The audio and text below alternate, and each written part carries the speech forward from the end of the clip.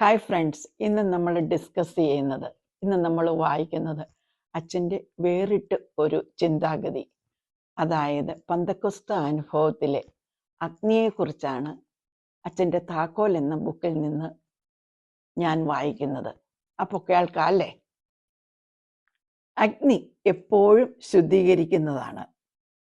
ആവശ്യമില്ലാതെ എന്തുമാത്രം കാര്യങ്ങളാണ് നമ്മുടെ ഉള്ളിലുള്ളത്.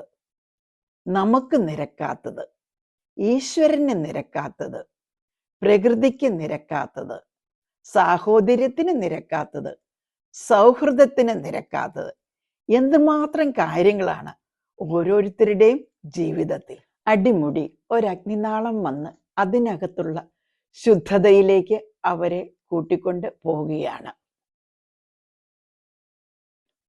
ആ ഒരു ശുദ്ധീകരണത്തിന്, ആ ഒരു ചലനാത്മകതയ്ക്ക് ഉപയോഗിക്കുന്ന വാക്കാണ് പന്തക്കൊസ്ത അനുഭവം എന്നത്.